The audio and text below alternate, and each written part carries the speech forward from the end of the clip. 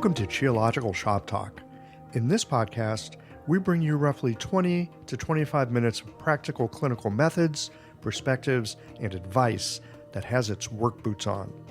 Listen in for clinical gems that you can begin to investigate the next time that you walk into clinic. Additionally, visit the show notes page for supporting materials from this week's guest on Shoptalk. All right, friends, roll up your sleeves. Let's get to work.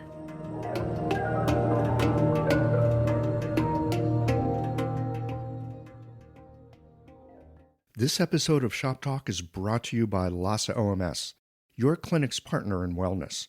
Later in the show, listen for a special offer from LASA to help you with all the transitions your patients face. The information shared on this podcast is for educational purposes only and is not intended as medical advice. Always consult a qualified licensed healthcare professional before making any decisions about your health or treatment. The host and guests are not responsible for any actions taken based on the content of this podcast. Hello, my name is Anthony Vandermull, and I'm a licensed acupuncturist. And in today's Shop Talk, I'd like to offer some critical safety advice regarding needling gallbladder 21 and the upper trapezius region generally that you may not have heard before. My advice comes from having served as an expert witness over the last 15 years on a half dozen cases in which well-intentioned and experienced acupuncturists who were trained according to the current standards of the profession nonetheless caused pneumothorax injuries, and one of them was fatal. What's an expert witness? An expert witness is a neutral professional who reviews evidence and renders opinions in a court proceeding as to whether the acupuncturist's care was up to the standards of the profession, and if not, whether the substandard practice contributed to injuries, pain, and suffering.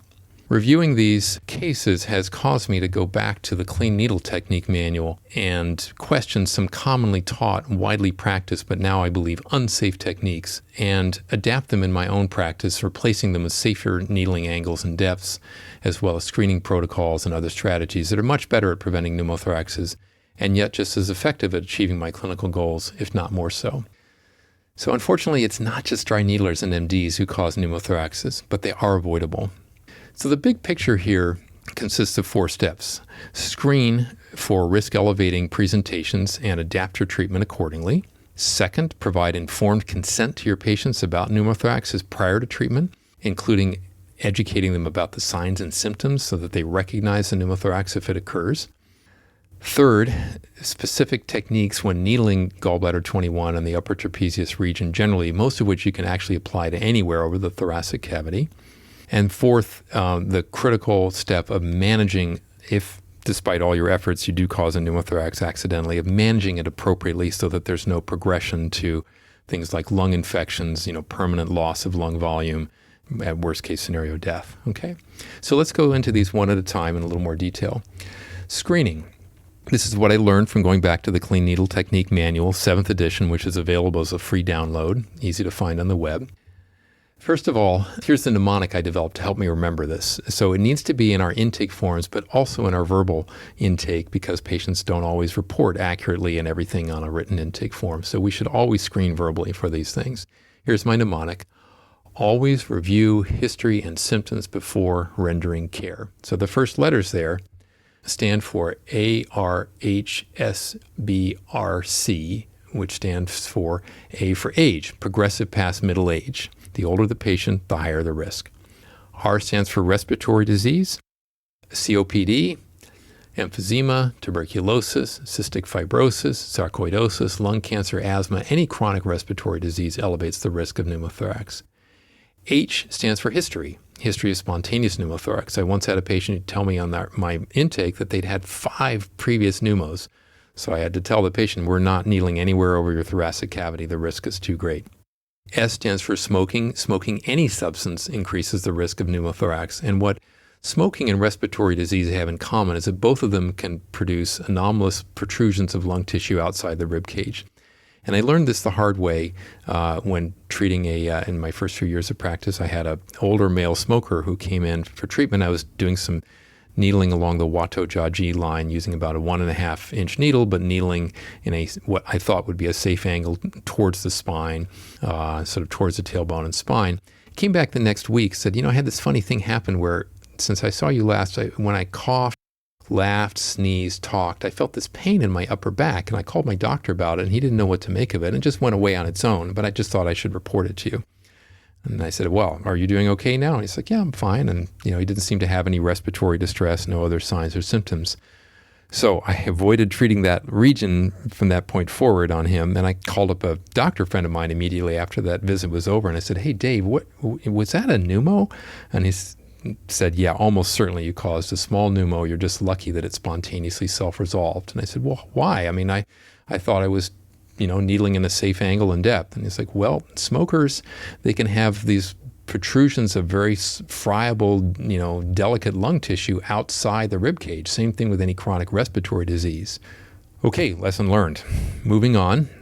So B stands for body type. Tall, thin, muscle atrophy, little tissue over the thorax raises the risk for obvious reasons. R stands for rare. 3 conditions which I learned from the CNT manual, the first being Marfan syndrome, a genetic connective tissue disorder that makes for a tall, thin thoracic body. Think Abraham Lincoln, thin and gangly. Second, homocystinuria. Third, endometriosis. Endometriosis is not so rare, so we should definitely be screening for that. And then finally, C stands for corticosteroid use, either internal or topical, raises the risk of pneumothorax. So if you see these, the more of these risk factors present, the less you should be needling over the thoracic cavity and choose other strategies to achieve your clinical goals. Nonetheless, sometimes there's a patient who has, one of these risk factors or a couple of them, and they're in significant neck pain, and the upper trapezius is a very useful region to needle. So here are some safety considerations. This is very important in this region because apparently, according to CNT manual, 30% of pneumothorax injuries come from needling gallbladder 21, okay? But as it is very useful for treating neck pain, here are some safety considerations. Position the patient side lying so that the pleural cavity falls away from the needle tip. If I have a patient with right-sided neck pain, I put them lying on their left side, and then that gives me a couple extra centimeters of safety margin because the lung cavity is flexible and gravity will pull it down towards the table away from my needle tip. Second, when choosing a needle length, consider that retained needles can migrate inwards up to the handle.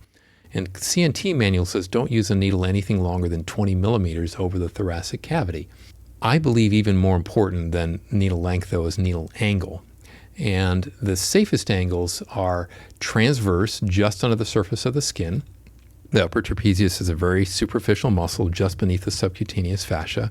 You don't need to needle deeply to have an effect on it. And also, if you look at a skeleton model, you'll see that medial to lateral and anterior to posterior are also much safer, and that's due to the flare and the angle of the ribs. Okay. Whatever you do, don't needle perpendicularly. And this is what I was taught and shown in the master's level training that I received, but it's very unsafe because the dome of the lung, the apex, the highest point of the lung is actually right under gallbladder 21, and a perpendicular angle, even with a short needle, runs a high risk of puncturing the lung.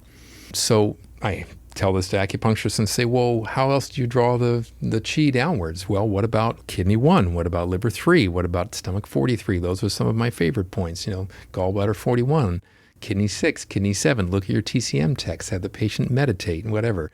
There's lots of ways to draw the chi down, but we don't want to cause pneumothoraxes by using a perpendicular angle at gallbladder 21. Next technique, number 4, is grasp the upper trapezius and pull it away from the underlying scapula and rib cage and lung. Okay. Some patients, the upper trap is just too tight to do this, but whenever possible, I like to grasp the fibers of the upper trap and pull it away from the lung cage, hold it between my fingers while I insert the needle, and that gives me an extra margin of safety. And then finally, whatever else you do, limit the depth of penetration of the needle to less than 15 millimeters, and don't penetrate into the region that is less than 3 finger widths superior to the clavicle. And, it really helps here to think, instead of 2-dimensional acupuncture points, we really need to be thinking in 3 dimensions about a living human body with its 3-dimensional tissue. And so to review those safety considerations, first of all, number 1 is avoid needling at all in patients with, elevated risk factors in this region. Okay. But the other 5 safety considerations that I mentioned: position the patient side lying and needle the upside and let the gravity pull the lungs away towards the table. Second, choose a needle that is less than 20 millimeters in length, particularly if you do choose to needle perpendicularly. But third, don't needle perpendicularly. Choose a transverse, a very shallow insertion, angled medially to laterally or anterior to posteriorly. And then fourth, grasp fibers of the upper trapezius, pull it away before inserting your needle. And then fifth and last, limit your vertical depth of penetration to less than 15 millimeters and don't penetrate into the region 3 finger widths superior to the clavicle. Okay, so let's take a step backwards to informed consent. This is a crucial step prior to your first needle insertion. We should always inform our patients about the risks of medical treatment, and that's not widely practiced or well taught in our profession, but nonetheless, it's the safest and best thing to do. So I always tell my patients right on the first visit where I'm needling over the thoracic region, there is a risk that the needle will puncture the lung.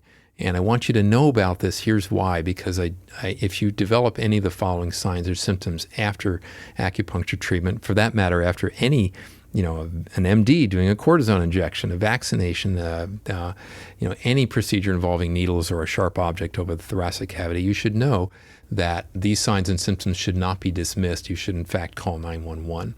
So the most severe ones, the ones that really indicate an immediate 911 call are 3. Tachypnea, tachycardia, and cyanosis. Elevated respiratory rate, elevated heart rate, and cyanosis, bluish discoloration of the skin and face. Okay, these indicate that the patient is running a severe oxygen deficit, going into organ failure, and that death is not far away. Okay, but any painful, difficult, reduced respiration, shortness of breath, these can all indicate a pneumothorax injury. And pain in the torso generally after needling over the torso, if it's worse on inhalation, sudden local pain or popping sensation when inserting the needle, new pain that wasn't present prior to needling, pain in locations where no needle was inserted, a dry hacking cough. Typically the pain is kind of sharp, pricking and stabbing, and it's also typically worse with coughing, laughing, sneezing, or talking. Okay? And then lightheadedness, incoordination, disorientation, malaise, fatigue. These can happen after any acupuncture treatment, treating anywhere in the body. But here's what's different about a pneumothorax is that these generalized malaise symptoms don't go away. They get worse with time. And they don't get better simply by lying down, drinking a little water, or having a snack. So clean needle technique manual advises us, and this is the standard for the profession, upon suspicion of a pneumothorax, we should immediately call 911. And that's because a delay in diagnosis and rendering emergency care elevates the risk of serious complications such as long-term loss of respiratory volume, lung infection, and death. So despite all these safety precautions, say you do unfortunately cause a pneumothorax. The final step, manage. Go into emergency management mode. And what's been a common feature of the cases that I've worked on as an expert witness is that the acupuncturists did the opposite. They went into denial mode, which resulted in a delay of care and complications that could have been avoided by simply treating the patient as you would treat your own spouse, your child, your parent, your best friend.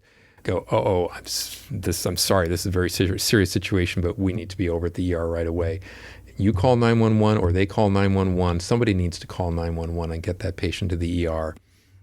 Okay, so taking a step back, hopefully we don't reach that scenario because we've done these other things to be very careful. We have screened for risk elevating factors and adapted our presentation accordingly. We have done our informed consent and educated the patient about the signs and symptoms of a pneumothorax even before our first needle insertion. We've used our 5 safety techniques when needling gallbladder 21 or the upper trapezius region.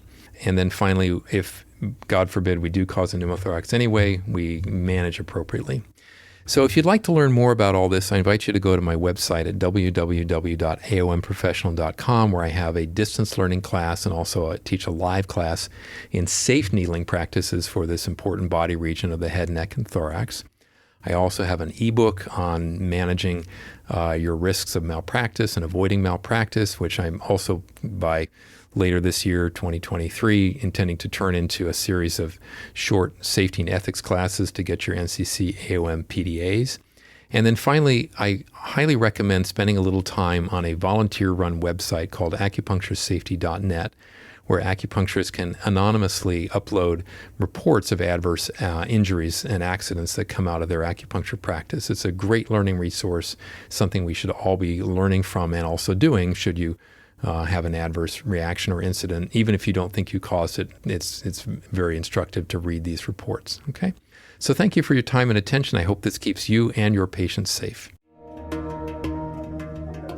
When you're looking for herbs, tools, and supplies to guide your patients through life's transitions, you need quality you can trust. Lhasa OMS offers an unmatched selection of acupuncture needles for every style, herbs from all your favorite manufacturers, and everything else you need to run your clinic with confidence. Visit LhasaOMS.com to source the herbs and other supplies featured in this series. Use the code FERTILE15 for 15% off your next purchase at LhasaOMS.com. Some exclusions apply. See website for details. That's it for this episode of Shop Talk. Did you learn something that brought a patient to mind?